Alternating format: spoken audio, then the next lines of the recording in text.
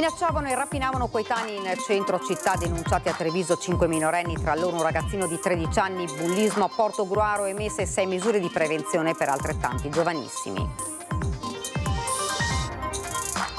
A Campomarzo a Vicenza, dietro l'ex caffè Moresco, rinvenuto il corpo senza vita di un uomo, si indaga sul decesso, l'ipotesi più probabile è quella di un'overdose.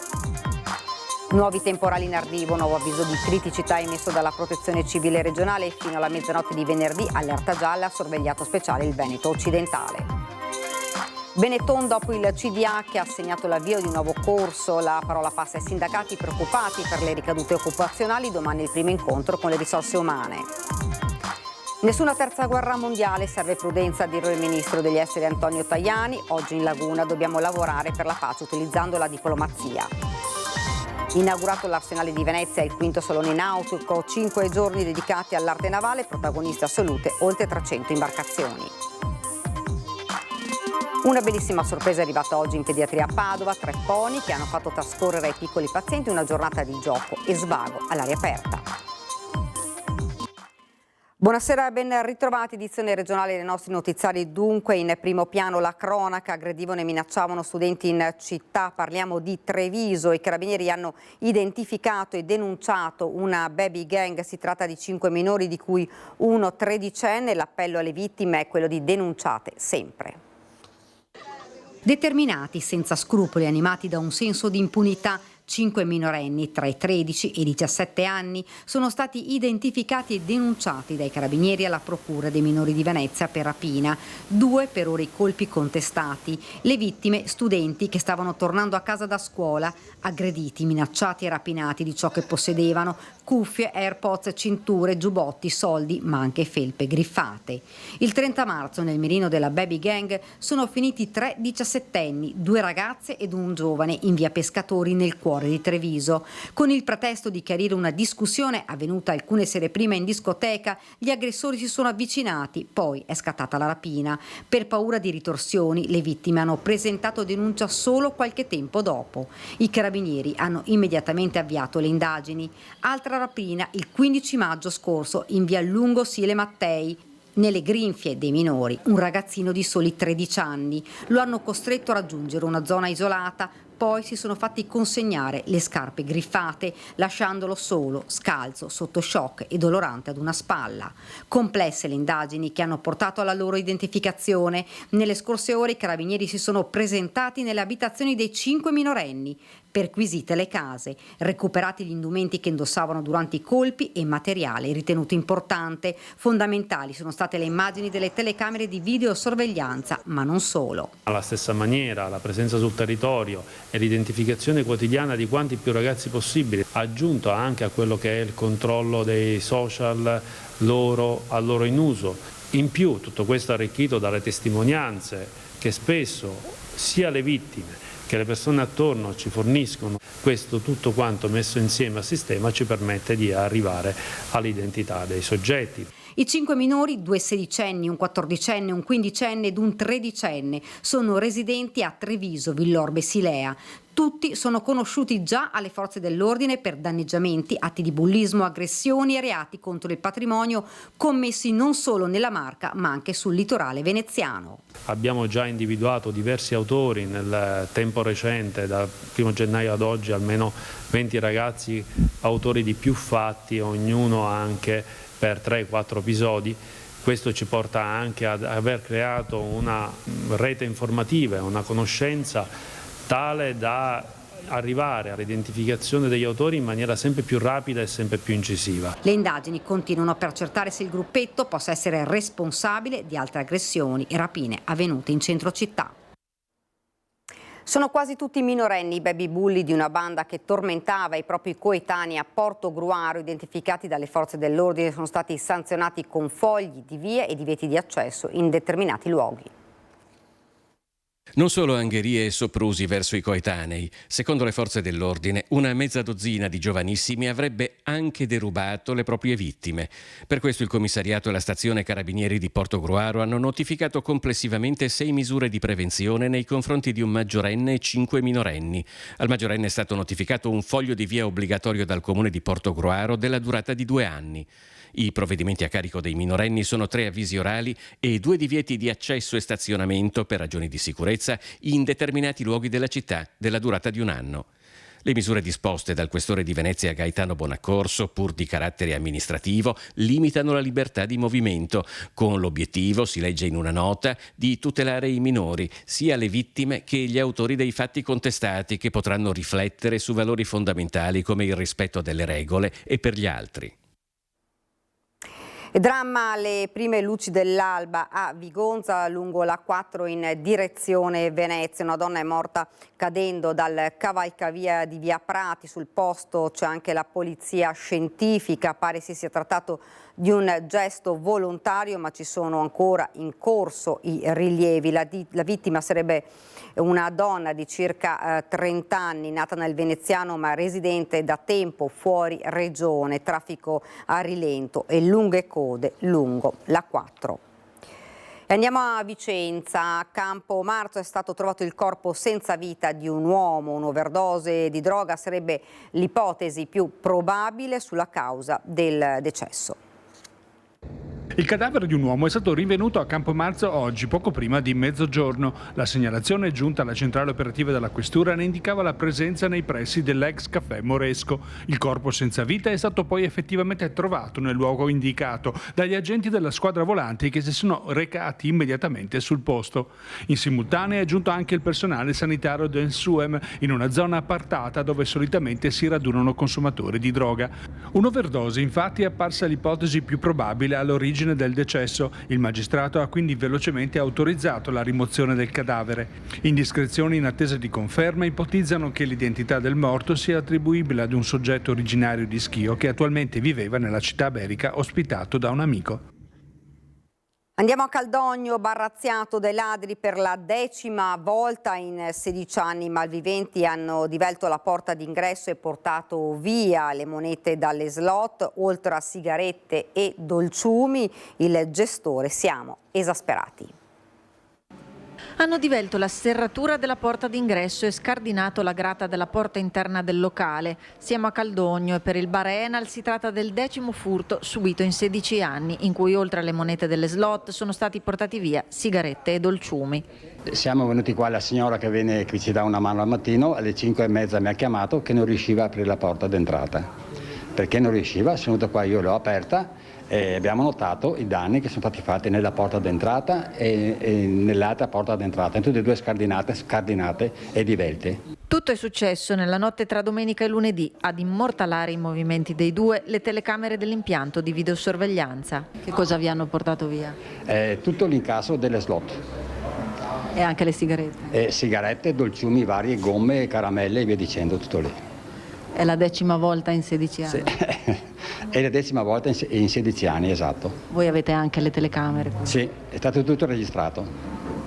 Però vedremo adesso, perché è il vaglio dei carabinieri, della polizia locale, se riusciranno in qualche maniera a risalire ai malfattori. Voi siete un po' esasperati da questa situazione? Abbastanza, perché tutto sommato noi lavoriamo anche bene, però queste cose qua penalizzano sempre di più chi lavora onestamente. Il centro funzionale decentrato della Protezione Civile del Veneto ha emesso un nuovo avviso di criticità valido dalle 14 di oggi fino alla mezzanotte di venerdì 31 maggio, che stabilisce lo stato di attenzione per criticità idrogeologica per temporali, quindi allerta gialla in tutti i bacini del Veneto. Domani, giovedì 30 maggio, è previsto tempo instabile, precipitazioni sparse, intermittenti, anche a carattere di rovescio e temporale localmente anche forte, più probabili dal mattino sulle zone centro-settentrionale e poi dal pomeriggio-sera. Venerdì probabile fase di tempo perturbato con fenomeni a prevalente carattere di rovescio e temporale anche forti e diffusi.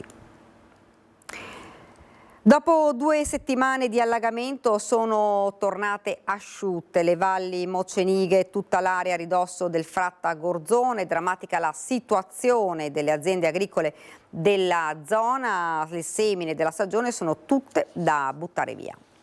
Le campagne sono impraticabili, completamente tutte le semine sono andate, i fossi sono ancora pieni di acqua. guarda desolato i campi finalmente asciutti, uno dei contadini che ha l'azienda nelle terre a ridosso del Frattagorzone a Megliadino San Vitale. Anche in passato si erano registrati allagamenti, ma la piena del 16 maggio rischia di portare gli agricoltori alla rovina. Dopo 2 settimane l'acqua se ne è ritirata qualche ora fa in determinate areali. C'è anche una constatazione che amareggia perché il territorio è vasto e quindi come agricoltori la preoccupazione è quella che se dovesse succedere un anno sì, un anno no, quello che sta succedendo ormai negli ultimi anni, produrre non è più conveniente. Allora si deve trovare una decisione: o siamo un bacino mega galattico che occupa tutto il territorio o alla fine, e ci date anche un pagamento per questo, oppure si trova una soluzione. Zona di terre basse, qui convergono in caso di emergenza le acque da Verona, Vicenza e dal Montagnanese, ferme le idrovore in caso di piena, il Frattagorzone scarica su campi di mais, frumento, soia e ortaggi. Ecco, questa è la manutenzione, poi decidete voi che cosa si può fare. E come possiamo noi fare impresa? Come possiamo fare impresa con queste condizioni dei canali? Seminiamo ancora o ci conviene lasciare tutto incolto? Perché se non si fanno dei lavori per poter pulire questi benedetti fiumi principali, che è un fiume che passa per 4 province, porta via l'acqua per non so quanti paesi, no, è in condizioni disastrose, non lo so, come arriva la piena viene sfogata nei nostri campi, stiamo pensando se seminare ancora o no. I nostri figli dicono: per carità, non vogliamo neanche più saperlo. Questa è la realtà ad oggi, non si sa il futuro come sarà.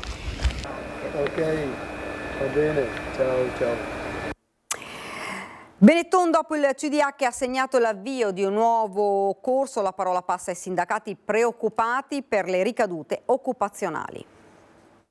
Le riorganizzazioni aziendali ci preoccupano sempre perché poi la si fanno anche attraverso le teste dei lavoratori e siamo preoccupati in particolar modo di questo. Lo spettro che si aggira tra gli stabilimenti del gruppo inevitabilmente è quello di possibili tagli, anche se ogni ipotesi al momento sembra prematura. Di certo c'è che Benetton ha voltato rapidamente pagina dopo l'intervista al Corriere della Sera con cui il patron Luciano ha preannunciato il suo addio e accelerato di fatto la fine del mandato di Massimo Renon come amministratore delegato. Sullo sfondo il CDH ha dato l'ok al bilancio 2023 certificando 230 milioni di euro di perdite, con edizione la cassaforte di famiglia guidata da Alessandro pronta a iniettarne 260 da qui ai prossimi anni. All'orizzonte una nuova stagione con il nuovo CEO individuato in Claudio Sforza. Dopo l'annuncio di Claudio Sforza come nuovo amministratore delegato di Benetton Group, noi ci sentiamo di dire come sindacato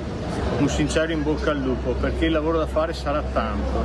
Certo, noi cercheremo di essere sempre presenti e vigileremo. Il primo step nelle prossime ore, quando i sindacati incontreranno i responsabili delle risorse umane. Ovviamente ci saranno CGIL e CISL e poi assieme tutte le 12 RSU dell'azienda. In realtà si guarda all'assemblea del 18 giugno e al prossimo CDA con l'insediamento effettivo di Sforza, che già sarebbe al lavoro sul piano di rilancio e ristrutturazione di un gruppo che comunque sfiora il 1 miliardo e 100 milioni di euro di fatturato e conta 1150 dipendenti solo nella marca trevigiana. Dobbiamo mantenere uno sguardo vigile affinché ci sia il mantenimento degli assetti occupazionali e quindi una sensibilità sociale per i lavoratori di Ponzano e Castrette. Niente tagli, niente macelleria sociale.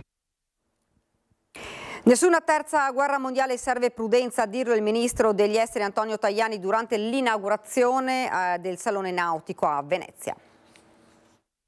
Non manderemo nessun soldato italiano a combattere in Ucraina e tutti gli strumenti militari che forniamo all'Ucraina devono essere usati dentro il territorio ucraino e non in Russia. A margine dell'inaugurazione del Salone Nautico all'Arsenale di Venezia, il vice premier e ministro degli esteri Tajani ha ribadito la volontà di non mandare i soldati italiani in Ucraina, aggiungendo: nessuna guerra globale, nessuna terza guerra mondiale, dobbiamo invece lavorare per la pace utilizzando il buonsenso, la diplomazia, essere ostinati e usare sempre un linguaggio prudente da tutte le parti quando si affrontano temi così delicati dove sono in ballo tante vite umane. Già ne abbiamo perse troppe. Per quanto riguarda invece il Medio Oriente, il ministro si è detto pronto a inviare militari italiani nel caso di missione araba per dare vita a uno Stato palestinese riconosciuto. Intanto dobbiamo bloccare la guerra, siamo per un cessate il fuoco immediato, per liberazione degli ostaggi israeliani, per portare aiuti alla popolazione civile palestinese. Prossima settimana partiranno gli aiuti italiani del progetto Food for Gaza con la Croce Rossa, la Mezzaluna Rossa, la FAO e il programma alimentare mondiale. Poi siamo pronti, se ci sarà una missione delle Nazioni Unite a guida araba, a dare un contributo anche di uomini per preparare il nuovo Stato palestinese che dovrà riconoscere Israele ed essere riconosciuto da Israele. L'obiettivo è la pace con 2 popoli e 2 Stati. Durante l'inaugurazione del Salone Nautico presente anche il presidente veneto, che si è rivolto al ministro Tajani augurandosi che si possa trovare quanto prima una soluzione a questi conflitti. La nostra regione, ha detto, ha una bandiera con 1100 anni di storia, è l'unica che porta la scritta pace. Vorremmo che i carri armati tornassero negli hangar e scendesse in campo la diplomazia. Questi focolai di guerra devono essere risolti con la diplomazia. Hemingway diceva che la guerra è il contesto nel quale gli uomini peggiori mandano a morire gli uomini migliori. Lavoriamo per difendere gli uomini migliori. Al via la quinta edizione del Salone Nautico all'Arsenale, oltre 270 espositori e 300 imbarcazioni. Al via la quinta edizione del Salone Nautico qui all'Arsenale di Venezia, un'edizione che combacia con i 700 anni dalla morte di Marco Polo, l'esploratore che portò Venezia nel mondo. L'obiettivo? Raggiungere nuovi record. La manifestazione è iniziata con l'inno di Mameli, cantato dal coro del Teatro La Fenice.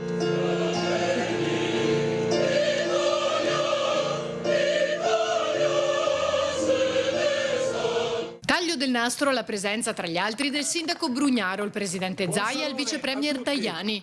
L'apertura è stata segnata dal saluto tricolore dal cielo dell'elicottero MH101 e dal lancio degli incursori della Marina Militare, che hanno terminato la loro discesa nelle acque del bacino dell'Arsenale. Che meraviglia! Tra l'altro guarda quanto è grande questo tricolore. L'evento, divenuto una delle principali fiere internazionali del comparto, ospita 270 espositori, di cui 54 stranieri e 300 imbarcazioni, con un focus particolare sulla nautica da diporto innovativa e sostenibile. Bisogna ricordare che questo salone è diventato il primo salone nella sostenibilità al mondo, cioè qui c'è la ricerca sulla appunto la transizione ecologica, la famosa, perché uno dice cosa sia stata è quello di mettere in campo motorizzazioni ibride, pensare all'elettrico, pensare all'idrogeno, pensare anche a tutta una serie di studi sulle catene, sulle carene, e tutta questa roba qua è quello che oggi vediamo.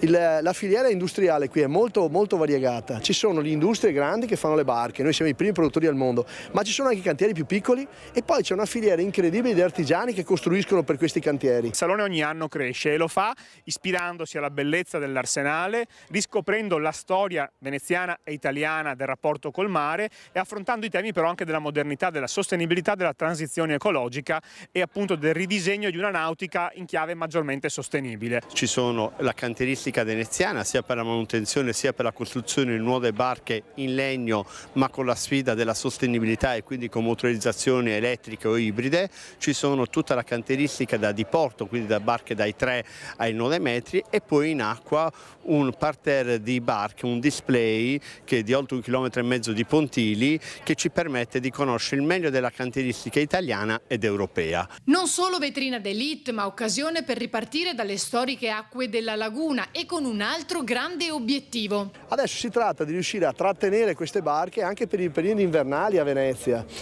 in tutta la costa veneta, dove dobbiamo efficientare le darsene, i porti. Il porto di Venezia e la marittima deve essere un luogo dove ci vengono ancora e devono tornare i mega yacht, quelli che sono a Barcellona adesso, perché un mega yacht ha qualcosa come 50-100 persone di equipaggio, devono rimanere anche d'inverno. Ed ora a Padova, dove è arrivata una bellissima sorpresa in pediatria. Stella, Dodi e Chico, 3 bellissimi pony per una giornata, si sono trovati a trotterellare negli spazi verdi della pediatria di Padova, ammirati dagli sguardi dei piccoli pazienti. Sono stati protagonisti di un momento di svago. L'iniziativa era attesa da tempo ed è stata realizzata dall'Associazione Gioco Benessere della Pediatria e dalla Federazione Italiana Sport Equestri Veneto. Finalmente siamo arrivati dopo tanti anni, quindi Sono 14 anni che andiamo nelle scuole a parlare il cavallo e con la Presidente della FISE c'era anche l'intento di portare i cavalli fuori dal maneggio. Con la Valentina, la Silvia e col dottor Moretti 5 anni fa ci siamo parlati di portare i cavalli qua. Finalmente dopo il Covid, dopo l'acqua, oggi ci siamo riusciti. Le attività con gli animali fanno parte dei vari progetti portati avanti da Gioco e Benessere, ma questa è la prima volta che in pediatria arrivano i cavalli. Grazie ai suoi laboratori ed esperienze ludiche, Gioco e Benessere integra la cura dei piccoli pazienti con questi momenti di gioia e spensieratezza. Le attività promosse dall'Associazione Gioco e Benessere sono tutte volte a promuovere la parte sana del bambino in ospedale. Vuol dire che al di là della malattia un bambino deve poter in ospedale fare esperienze belle che gli ridiano il senso di essere un bambino bravo, un bambino forte, un bambino che può vincere la sua malattia. È una giornata importante perché vogliamo, come dire, per quanto possibile rendere meno difficoltoso, meno pesante il ricovero appunto in ospedale, soprattutto di piccoli che qui sono per patologie importanti. Ed è tutto, vi lascio alla sigla, poi le previsioni. Grazie per averci seguito, arrivederci.